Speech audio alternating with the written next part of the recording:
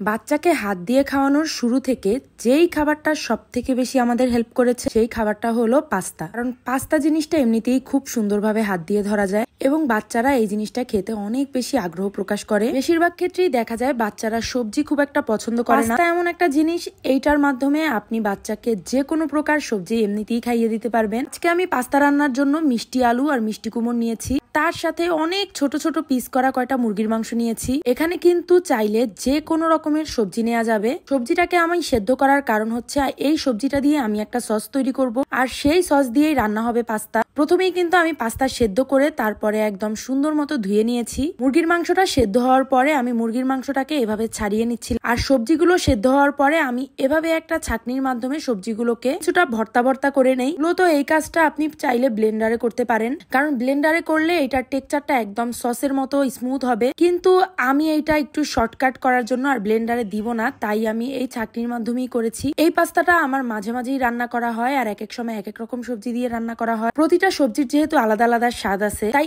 এই পাস্তাটা আমার মেয়ে বরাবরই অনেক বেশি পছন্দ করে। অন্য যেই খাবারই দেই না কেন, পাস্তা দিলে আমি মোটামুটি শিওর থাকি যে আজকে আমার মেয়ে ঠিক মতো একটু হলেও খাবার খাবে। তার কারণ হলো সে পাস্তা খেতে অনেক পছন্দ করে, মাশাআল্লাহ। যাই হোক, আমি এর মধ্যে একটু লবণ আর একটু জিরা গুঁড়ি দিয়ে দিলাম। জিরা গুঁড়ির ফ্লেভারটা এমনিতেই অনেক বেশি সুন্দর, আর এর মধ্যে আমি কিছুটা গোলমরিচ গুঁড়ি দিয়ে দিলাম। আমার মেয়ে কিন্তু আমাদের মতো মোটামুটি খাবারে ঝাল খায়। পাস্তা রান্নায় আমি সবসময় গোলমরিচ দেই, কারণ এর একটা ফ্লেভারও আছে, আবার একটা টেস্টও আছে আলাদা। পাস্তা সসটা রেডি করতে করতে তার মধ্যে আমি একটু বাটার দিয়ে দিয়েছিলাম। যদিও আমার বাসায় এখন চিজ নাই, চিজ থাকলে আমি চিজও দিয়ে দিতাম। এর মধ্যে আমি সুন্দর মতো সেদ্ধ করা পাস্তাগুলো দিয়ে দিছি, আর পাস্তা দেওয়ার পরে নাড়াচাড়া করতে করতে যখন শুকায় এরকম একটা ক্রিমি টেক্সচার চলে আসবে, তখনই এই খাবারটা নামিয়ে ফেলতে হবে। চাইলে এটার মধ্যে ডিম দেওয়া যেত, কিন্তু আমি যেহেতু একটুখানি মুরগির মাংস দিয়েছি তাই আমি আর ডিম দিলাম না। বাজারের কেনা কোনো সস কিন্তু আমার মেয়ে কখনো খায়নি। সবজি দিয়ে ঘরে যে সস তৈরি করি, এটা দিয়ে রান্না করলে ও এটা অনেক বেশি মজা করে খায়। আজকে আনাবিয়ার সাথে জীবনে যে ঘটনাটা ঘটছে, বেবিলেড উইনিং এর পরে এই ঘটনাটা এবারই প্রথম ঘটছে আমাদের সাথে। আমি বাইরের কান্ট্রিতে বাবুদের ভিডিওতে অনেক এই জিনিসটা দেখছি, বাট আমি কখনো ফেস করিনি। অনেকেই বলেন যে বাচ্চা খাবার খেলে নোংরা করে, বাচ্চা খাবার খেলে গায়ে মাখে। তো এই কাজটা ওরা তখন করে যখন ওরা খাবার শিখতে থাকে, কিন্তু যখন খাবার শিখে যায় তখন কিন্তু গায়েও মাখে না, নোংরাও করে না।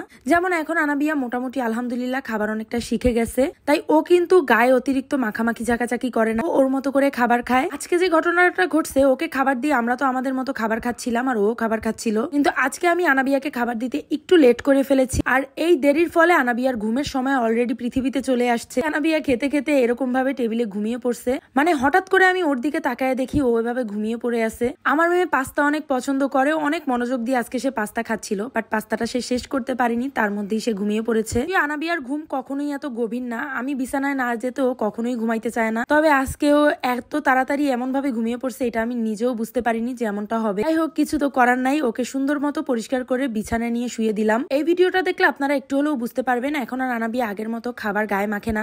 এখন যতটুকু খাবার গায়ে মাখে, হাতে মাখে, ওইটা নর্মাল এমনিতেই পানি দিয়ে মুছে দেওয়া যায়। যাই হোক, ওর আগের দিনের বেঁচে যাওয়া পাস্তাগুলো আমি ডিপ ফ্রিজে রেখে দিয়েছিলাম। সকালে ওর ঘুম ভাঙার পরে সুন্দর মতো ওগুলোকে গরম করে তারপর আবার ওকে খেতে দেই। আর এই যে আমার মেয়েটা কত মজা করে তার প্রিয় খাবারটা খাচ্ছে। যাই হোক, সবাই কিন্তু আনাবিয়ার জন্য বেশি বেশি করে মাশাআল্লাহ বলবেন। আজকের মতো বিদায় নিচ্ছি, সবাই আমাদের জন্য বেশি বেশি দোয়া করবেন। আল্লাহ হাফেজ।